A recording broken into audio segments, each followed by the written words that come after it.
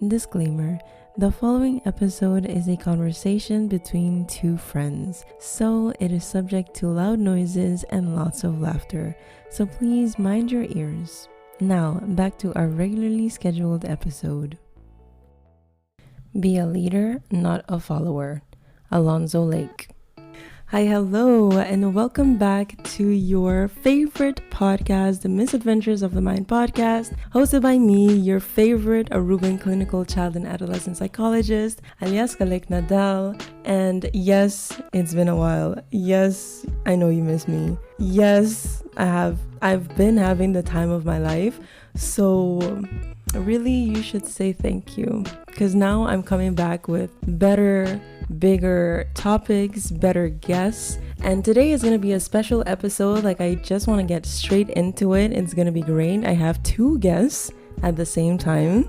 Chaos, on seriousness. We've literally spent 30 minutes trying to get this intro, but you know what? It's here. We're here. It's gonna be a good one. But if you're new here, welcome to the podcast that talks about life, talks about emotions, talks about mental health, obviously, because sometimes life be lifing and it gets a little stressful. So this is your podcast where you can relate to it, you can share it and talk about it with your friends, family, colleagues, neighbor, whoever, your cat, your dog, your turtle, because, well, everyone goes through it sometimes, and this podcast is here to normalize that.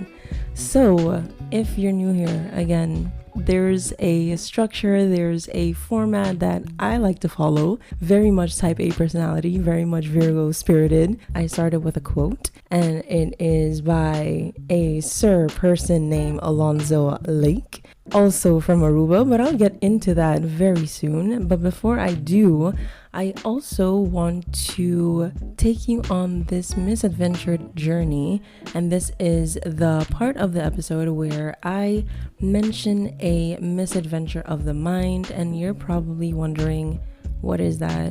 What does that even mean? What is a misadventure? I have your answers. I don't always have the answers, but I do have this answer. And a misadventure in our mind specifically is something that takes you on a little bit of a labyrinth. It takes you in a maze. It confuses you sometimes and makes you question certain things that don't necessarily need questioning, but you're questioning it nevertheless. And this episode's misadventure of the mind is one that convinces you that there are a set of good guidelines for or before becoming a parent. And yes, the title of the episode gave it away. We're talking about parenthood, what it means to be a parent, what it means to be a good parent. Is there such a thing as a good parent? Or is it kind of like, going with the flow and testing out and trial and error and everything in between? And to help me answer this question, I have two wonderful guests, wonderful depending on the day of the week. Two wonderful guests, my parents. One I've already mentioned, Alonzo Denicio Lake, full government, and the next one is Zuleika Carla Lake Winkler. Hello, parents. Hi. They're all of a sudden becoming shy. I don't know why, but so parenthood. Before we get into that, introduce yourself, tell the people a little bit about you. Well, I'm Zuleika, the lovely mom of Alieska. I'm from Aruba, born and raised in San Nicolas, went to school in San Nicolas till Basisschool, Mavoschool. Okay, she's giving her whole life story. Yeah, how long have you been a mom for? I've been a mom for a very long time, a lot of experience times, and I'm grateful to see the outcome of parenthood in a positive way. All right. She's also a secretary at a law firm, just fun fact. Father? Yes. Time has finally came. Hi, my name is Alonzo Lake, born and raised in St. Martin, moved to the lovely island of Aruba, get trapped. What? Nothing but get trapped. Met a beautiful woman. By my beautiful wife and the mother of my kids. I'm an electrician. I own my own company. For how long? Come again? For how long? Oh, been a while. And yeah, let's go on with this podcast. So obviously, if you're not a new listener, you've heard a lot about my parents. You've heard through the grapevine being me, about all of their life lessons that they've taught my brother and I throughout the years. But I always feel like it's nice to get it from, what's the word? The horse's mouth. So I feel like it's a really great opportunity because, they came to visit their favorite daughter, aka me, in the Netherlands. So, Sure. and they had to bless the podcast. Like it would have been a disservice to this podcast and to you, my fellow loyal listeners, to not hear their wisdom and their thoughts and opinions straight up. So, to get right into it, the first question: what does it mean to you to be a parent? Being a parent is a joy, number one. Being a parent is a mystery. Being a parent is, I wouldn't say a job, but a destiny, something you have to go through, a journey you have to go through, looking at someone you brought into the world, and now you're responsible for this person or this being. You're responsible to make either a good person or a waste of time. Being a parent it's a lovely thing.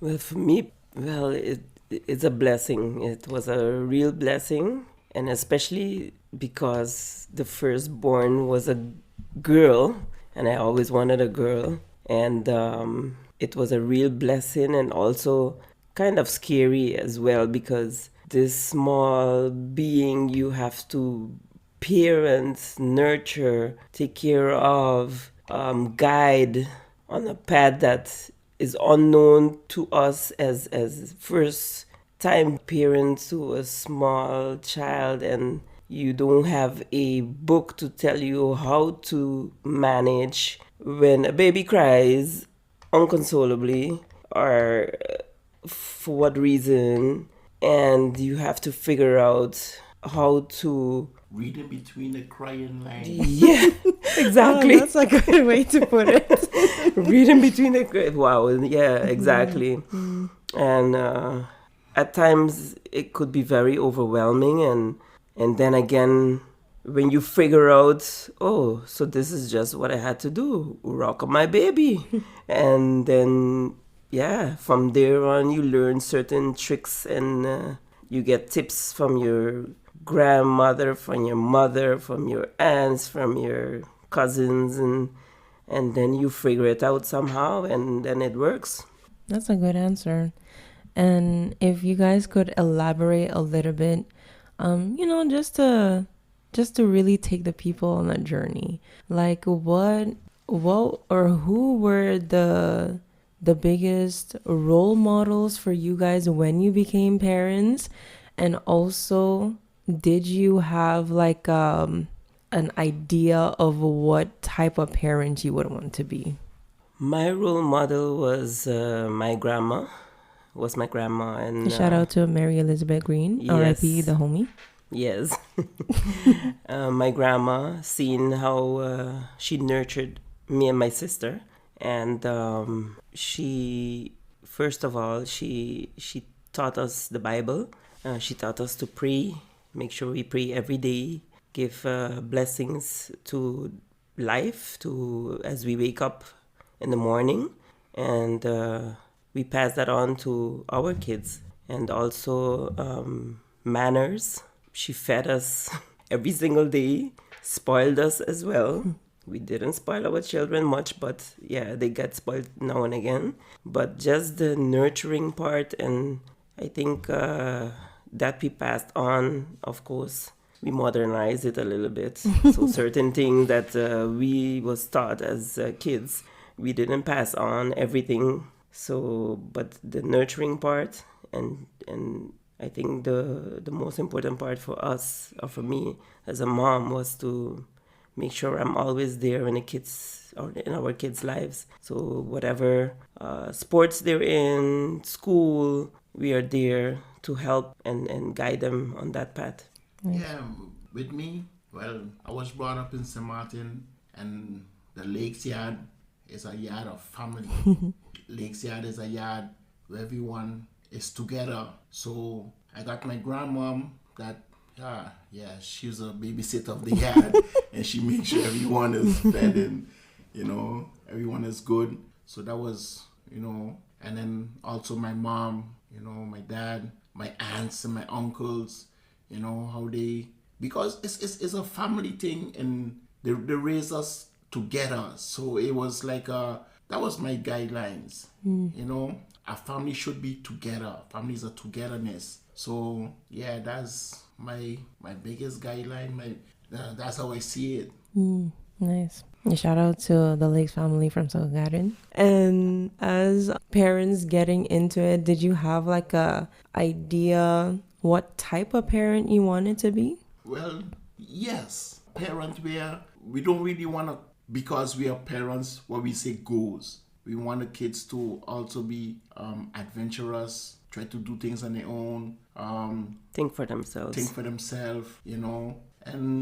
And also be knowledgeable and be able to express themselves without having to look at their parents and tell them what to say.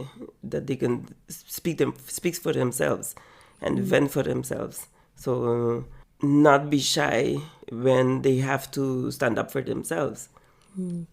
So yeah, we wanted to bring certain values to them. And one of the things that we really wanted them to do is read a lot of books and make sure you don't just listen to what the teacher said or what even we tell them, but just go dig, find it out, and go look it up in the dictionary, in the books, because we had like tons of books at home.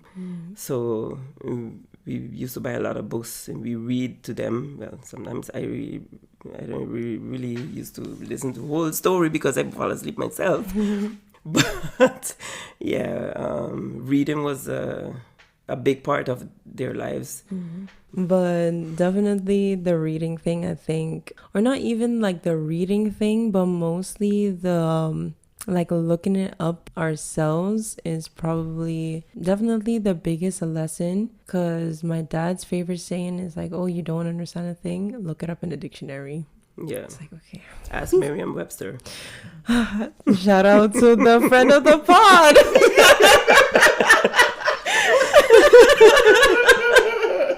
Yeah. So definitely, just I would say I can't speak for my little brother, but I feel like for me, and the way how we grew up, I definitely feel blessed and benefited that we had I would say the space and the opportunity to build up our own personality and characteristics and identity. Because I feel like maybe other kids or other parents feel like they need to like control everything their kids are doing. And I feel like for us, definitely, like, I'm not saying like we could have do everything because we didn't. Like, no, let's be real. Let's be honest. We'll get to the Caribbean core parenting, but no, like definitely the space to explore is definitely something that I would say that you guys accomplished as parents. Thank you. You're welcome.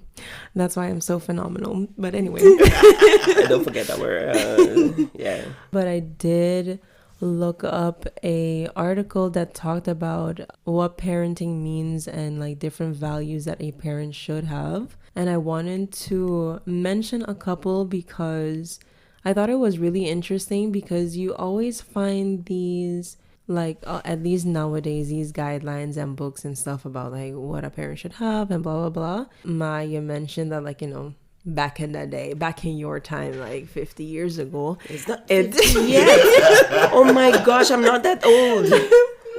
Okay. Whatever helps her sleep at night. Yes. But back in her day, there weren't really clear guidelines, so I'm going to read off some of these, and I would like to hear what you guys think about it. So it's from an article that I found just using Google, called Mom Therapy Chicago. And there's another one that is a research paper, but that one is a little bit more lengthy. But the points that they had for 10 roles of a quote unquote good parent is providing unconditional love, a guide and mentor, a provider of a stable environment, a promoter of independence and self-discovery, advocate for education, a promoter of emotional intelligence, encourager of healthy habits, instiller of values and morality, teaching children spiritual beliefs, and a promoter of curiosity and creativity. So hearing that, if I need to repeat, just let me know. But hearing those examples of the role of a quote unquote good parent, do you feel like if you got that back in the day, that would help you? That's part one question. And part two is, do you feel like you did a good job as a good parent? Does that do the 10 points that I mentioned align with your definition of a parenting role? Well, just hearing the 10 points already, I say, well, we did a pretty good job. Yeah. Wow. without knowing. Wow. We got 12. Yeah. We actually came up with it. We just didn't write it. Mm-hmm. Yeah. Mm-hmm. Yeah. But yeah, it's basically that. And yeah, I don't think you should consider it as good parenting. It was just parenting. Mm-hmm. Because what is good parenting is you parent a child to best of your ability, because there's no what do you call it? A manual of parenting. So you parent to the best of your ability, and also the added value is your grandparents that taught you things when you grew up, and then you try to pass on those same values to your kids. But then of course there's certain things that you don't agree with, so you change that was taught to you, and whatever you think that is right in your eyes, you teach your children. But then again, I think we did a good job, so yeah, I cannot shout out. Yeah, I agree. I don't necessarily think that there's a thing as good parenting. But I wonder, because obviously I work with a lot of children, and sometimes I can see the lack in some parents. So I'm like very sharp when it comes to when a child isn't being provided with what it needs. So do you believe that even though there's not such a thing as good parenting, but do you feel like there's a thing as bad parenting? Yes, must say, but not really bad parenting, because I believe the parent is doing their best, I hope. So if that's what they know, like someone can't love unless they know love. Someone can't guide someone the correct way if they don't know the correct way. So, I don't think there's a thing as bad parenting, but probably because of the environment, this person that birthed a child didn't get a loving home to bring them up, or how to say. So if that parent wasn't brought up in a loving home, or in a tight-knit family, or in school they were bullied, and it continued on until their adult life, and then they get a child, and then it's very difficult for them maybe to pass on or change the way they grew up. And give the same love that they received. It's very difficult. It's different factors that can be influenced parenthood. I agree. I mean, obviously, like, I'm not a parent, so it's mostly, being from a household that I grew up in, and plus the education that I got. I can also see the effects of like you guys said, not necessarily bad parenting, but like an unfortunate circumstance. Yeah. Because I do think, yeah, if you don't know any different, then you also can't do any better. Correct. So, In which is certain just, ways, yeah. in certain ways, because it also can change. So it's possible that a child that grew up not in a loving home, but as they in their adult life they did get love. So it can change, it can switch. Yeah, but that also takes a lot of unpacking past trauma and hurt and having to heal and learn. Because the thing is, there's also a saying, you can't teach an old dog new tricks. It's not for no reason that they say that. It's because once somebody is in their routine or they have a pattern or habit, to get out of that pattern or habit not only takes learning a new habit, but it also takes motivation to learn that new habit and to realize what I'm doing or this habit that I have is not really productive or functional. Yeah. That was the 10 rules, but I also saw, like, I don't know if it's considered like a definition per se, but from the lengthy article, which is titled Parenting Matters, Supporting Parents of Children Ages 0 to 8. And they have a, let's say, more description of the role of a parent. And it says here that the role of a parent or caregiver is to enculturate children, to prepare them for socially accepted physical, economic, and psychological situations that are characteristics of the culture in which they are to survive and thrive. So basically saying that the role of a parent is to really prepare the child for the real world. Yeah, it's definitely preparing a child for the real world. And that's why as parents you have to talk so much. Oh my gosh. It's like telling them, but this is the reason why I'm telling you don't do it. I tell you don't After run the over fact, by the way. there. I tell you don't run over there. You still run over there. You fall and then you come crying to me. No, get up, dust off, and you could do it again. I love saying, okay, I'm gonna explain you. This gonna happen if you do that, but it's your choice. Let's see what's gonna happen. Yep. And like a phrase that I feel like every single grandmother like to tell their grandchild, who don't listen, just feel. You don't have ears? In the scope of preparing your children for the real world, do you feel like it had a difference between how you guys grew up and the generation that you grew up in versus the generation that me and Isha grew up in? Yes, there's a big difference. With your generation still, it was still close. But what we're seeing now, ooh, this is scary. I don't know how my grandkids is gonna be.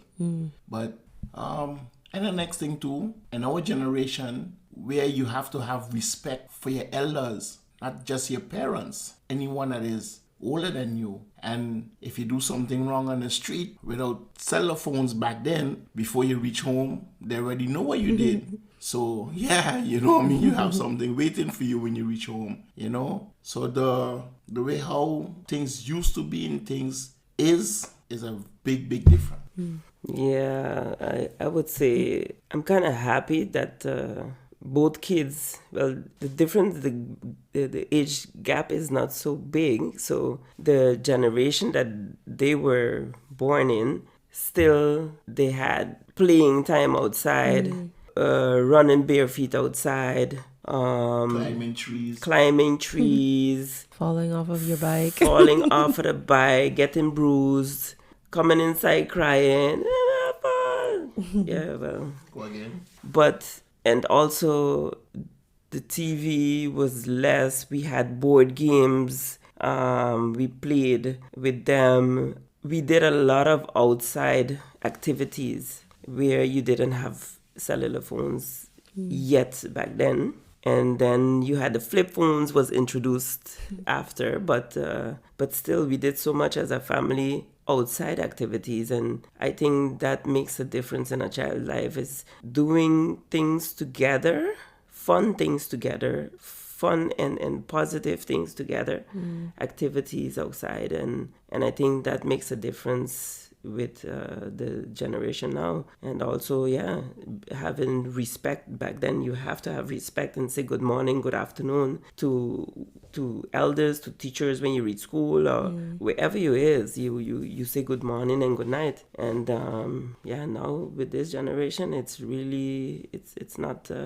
holding up. What do you feel like is the biggest lesson that you learned as parents? It could be when you first started, during our teenage years, or now that we're adults. My biggest lesson was the way I used to think before a parent to the way I started to think after being a parent.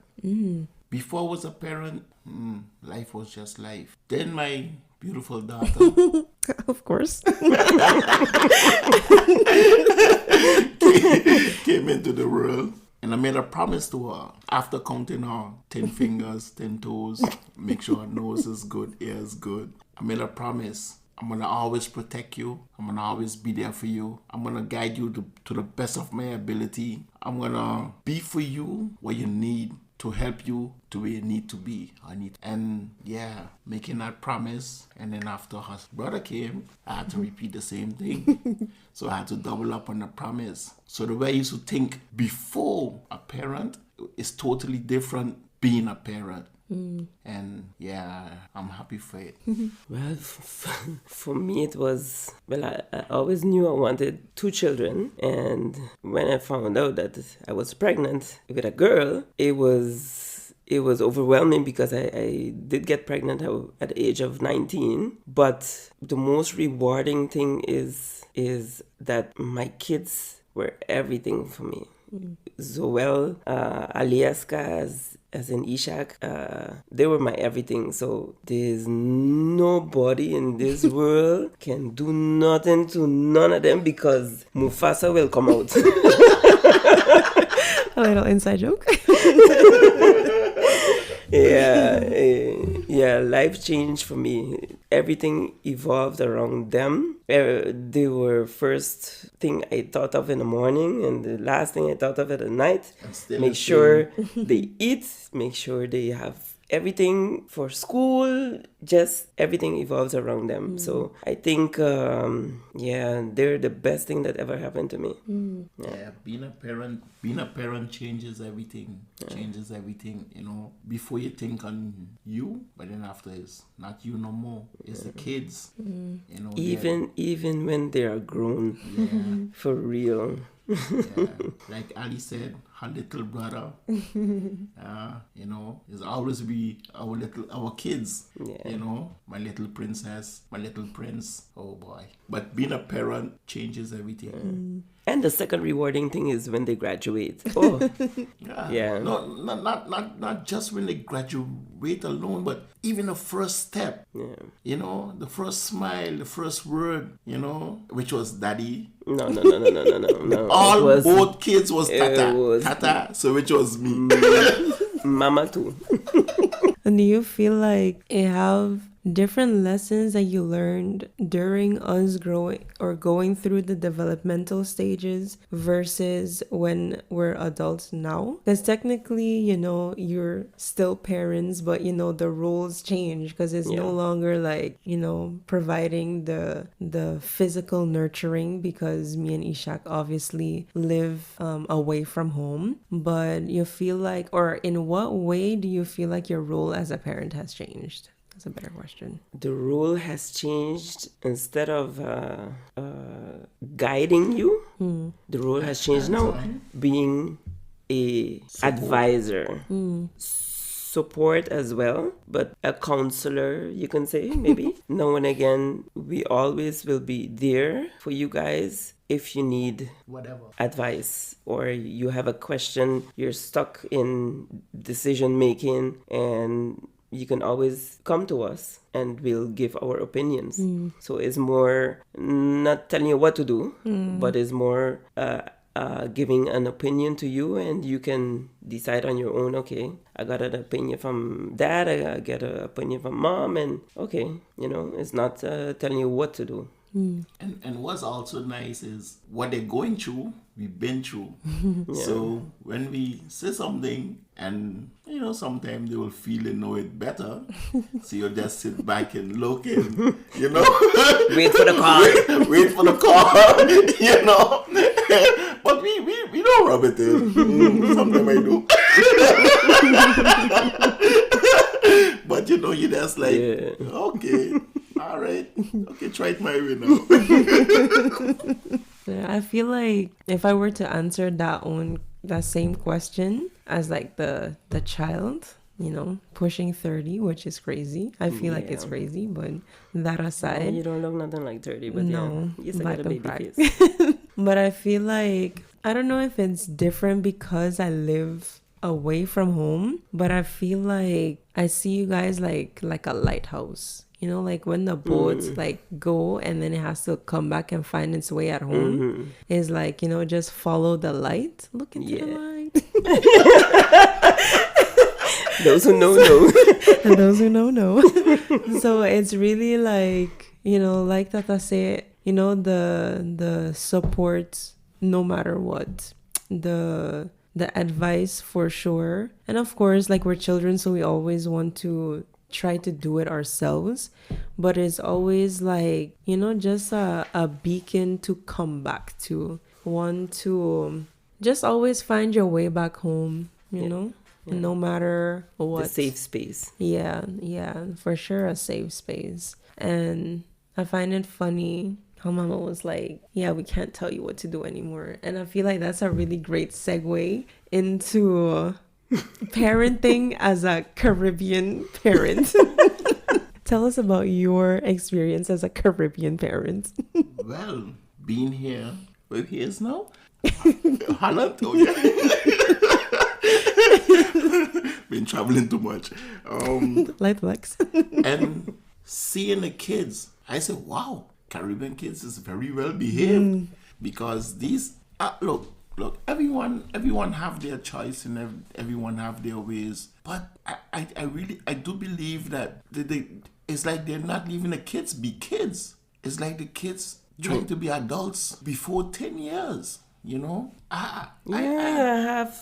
Sorry. I'm not going to have Here we go. This is the Caribbean I'm mom not going to coming have up. my 5-year-old talk to me like Well, yeah, I'm a child and they're the parent. That ain't happening. Who you talking to? Sorry? I ain't your friend, no. There it is. What you think of one of your little friends? Nope.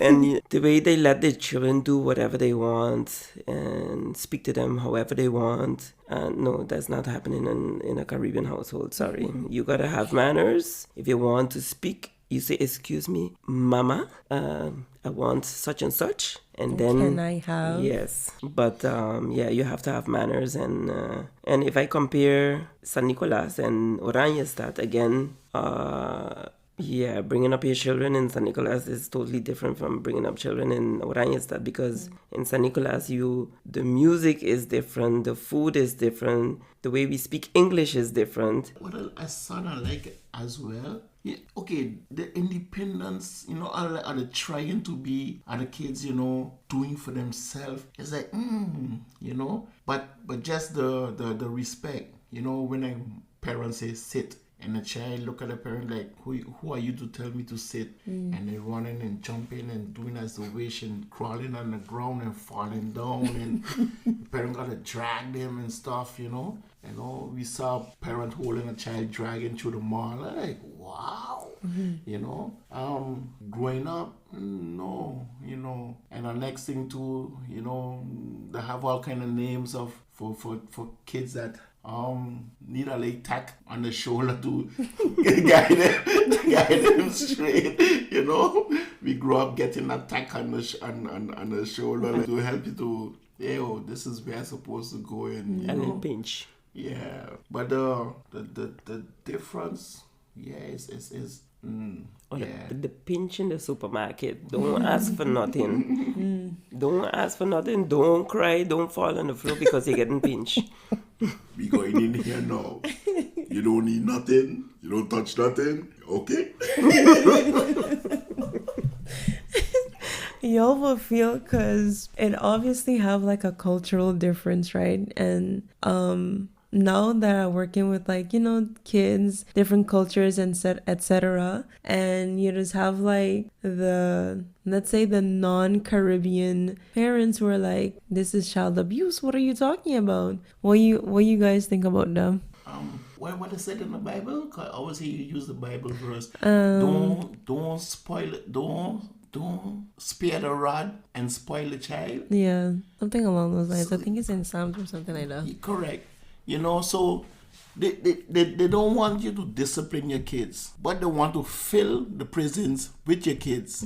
So what are they really doing? You know, they don't want you to teach your children respect, discipline, what's right, what's wrong, with a lay, tap here and there, but they want to arrest them when they're not following their rules, I guess. Yeah, I don't think. Yeah, well, hey, if I have to talk about the licks I get when I was in my days from my grandmother, my mother, I get licks not just with a hand. Okay. I get a slipper. Okay, look, she said licks. So Martin, we didn't get licks, we get blows.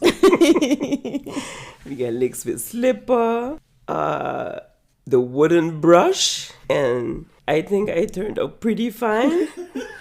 So we didn't give our kids the same licking, but they did get licks. And to you know, make sure that they understand the reason why they getting licks too. And they turned out fine. So I don't think there's a problem with disciplining your child by giving them a clap on the hand or a clap on a boomsy or Nothing too overboard. But nothing to put them in a hospital, but that you discipline them, that they understand the reason why they cannot do certain things or what they did wrong was not correct, and that, you know, that they shouldn't do it again. yeah, also words, you know. As a parent, you have to be careful with your wording and how you bring it across, you know. Again, I grew up in St. Martin where whoever have the loudest voice feel like they've been heard. But sometimes it's not just that, you know. Sometimes you just have to bring it down and try to get a message across. A more Subtle. direct, but you know, you don't have to be always screaming and you know, and Like as the parent, you mean? as a parent, yes. And also name calling, you know, because I hear some parents how they call the kids and telling the kids, you know, different things. No, because as a parent, you should be your child supporting, like how to say, guide or motivator. You know, that the child feels like, you know, yeah, I'm a good person, I'm a this, I'm a that. Not the parent self breaking the child's morale. I agree. That's a good point. I actually forgot that as well, but that's definitely a place where I see a lot of parents who I, you know, not just work with, but just in general, like on the street that I see. And it's like, if this child don't have the parent to encourage them and motivate them, like, who is going to do that? You can't rely on the school. You can't rely on their friends. And you, as the parent, should be the number one fan, supporter, motivator, everything. Correct. So, yeah, I agree. That's a good point. Yeah. See where all my wisdom come from? Also, for context, the verse is found in Proverbs 13:24, and it says, "Whoever spares the rod hates their children, but the one who loves their children is careful to discipline them." Correct. So for all the parents out there or want to be parents, keep that in mind. Take it with a grain of salt. You know, you could choose the way how you discipline your child, but just know that your child needs discipline. And it's not just coming from the two wonderful parents that I have, but also from a professional standpoint, because everybody in life need rules and regulations. Any other greatest lessons that you've learned? To be in your children's lives. Correct. To really be there for them, not just clothe them, not just provide for their education, but literally be there for them. And to go to school, to listen to the teachers, sit down and listen to what the teachers said about their report card, what they did in class. And then when they go home, you tell them, hey, why you was talking so much in class? Huh? That was always Alieska. I knew.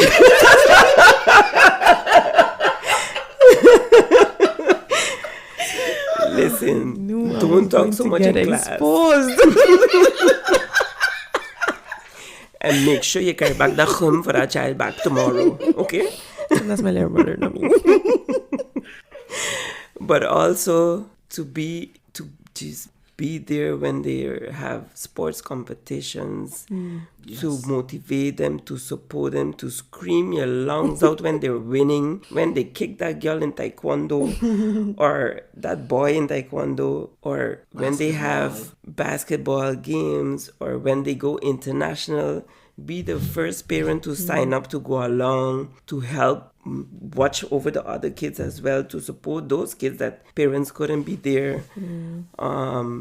Just to be in a child's life is, they might not like it, they might be shy and say, oh, you stop screaming. But believe you me, they are happy that the parent is there shouting for them, and that they can see when they win, you can see their smile on their face, and it really provides like a vang net for them. And inside of them, they're proud, they're happy that their parents are there to see them win. So one advice I would have is for all parents to be in their child lives. Take off, it takes one day for you to just go and be there for them. Yes, correct. Be a part of everything. Be a part of what they're doing.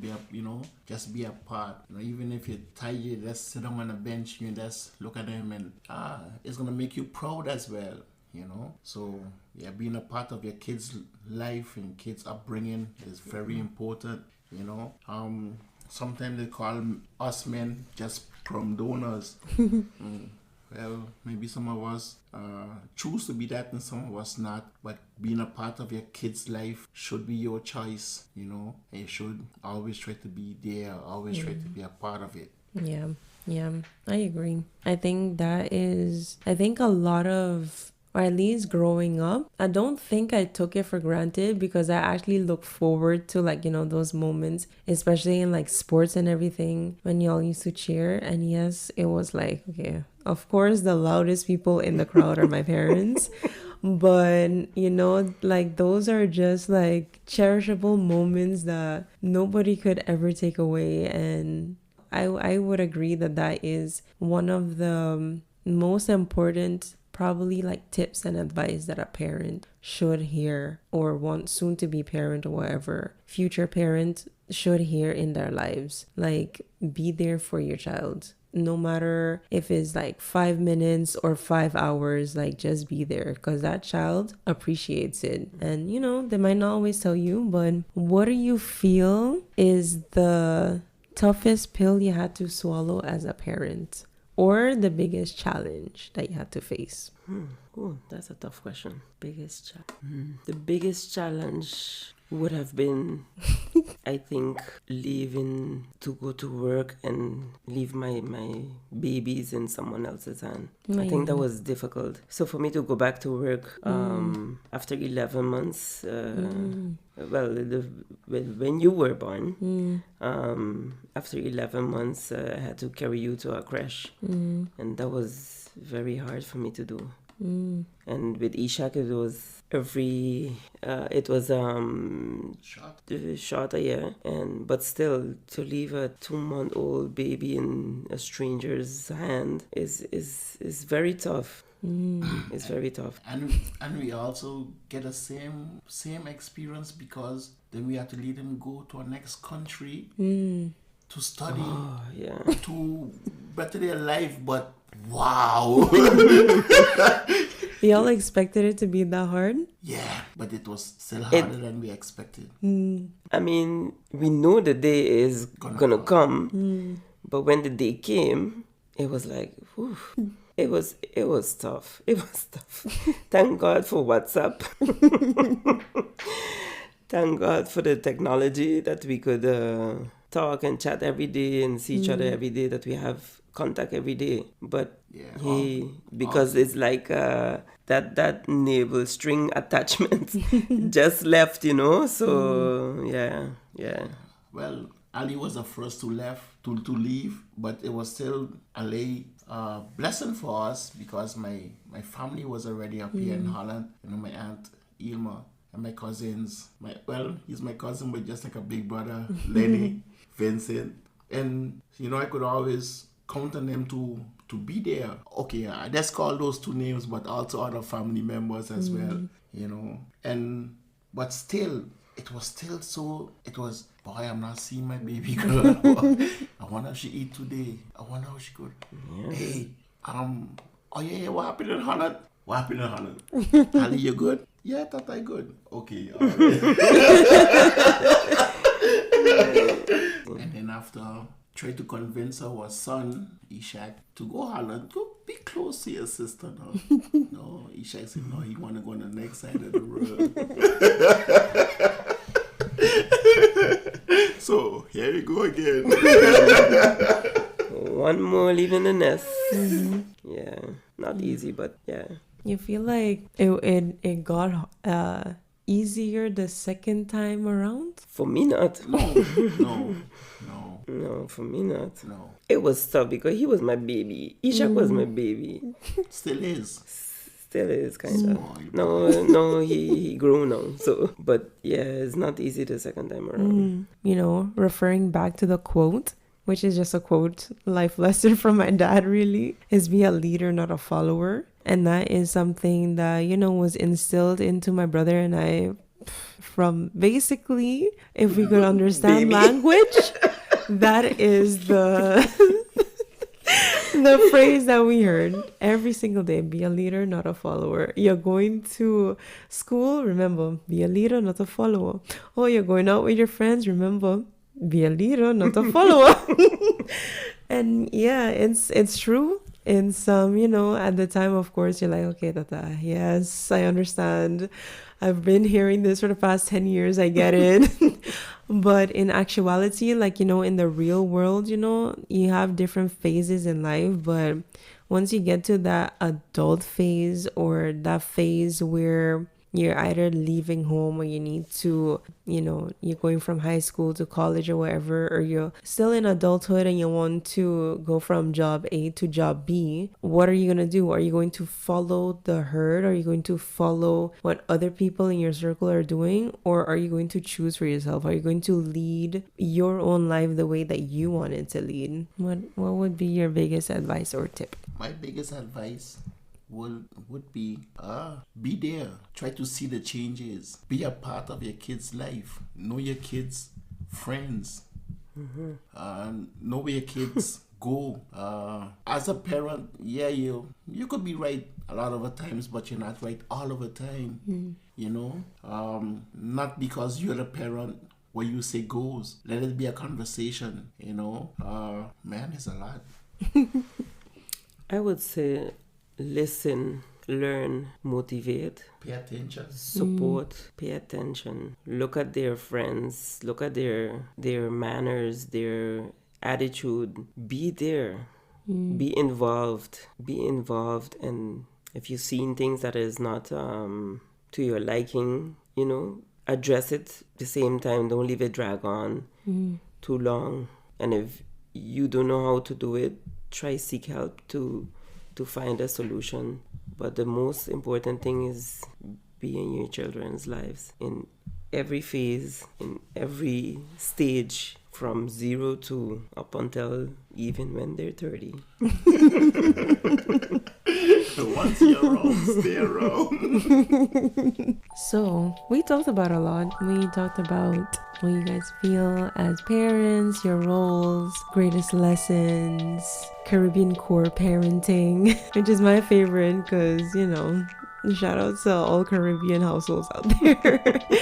It's really just very unique and it's just very special. Like, it's not something that you could replicate. For the parents who listen, or the soon to be parents, or people who think they want to be parents, like my birth givers said, just be there for your children, you know, like heed in the advice that they gave, but also ask yourself what type of parent you want to be. So, you know, it's a little cute question for yourself. What type of parent do I want to be? Not just in the lives of my children, but maybe you're a school teacher as well. So what type of school teacher do you want to be?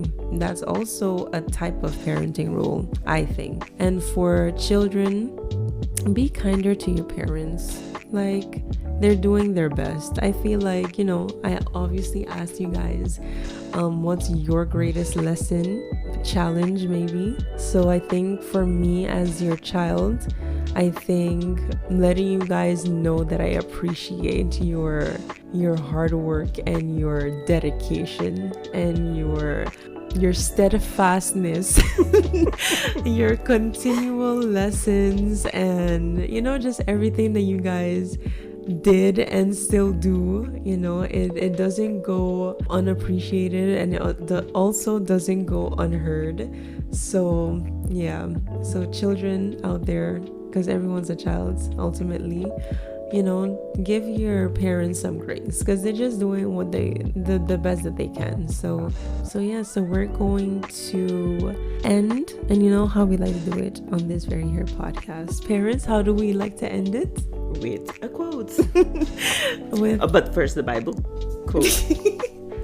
Almost correct, but yes, essentially we do end it with a little bit of positivity to get you through your week, your weekend, or your month. You know, we had a little bit of a hiatus in the month of April, but you know, no more of that. We're coming back better, stronger than ever.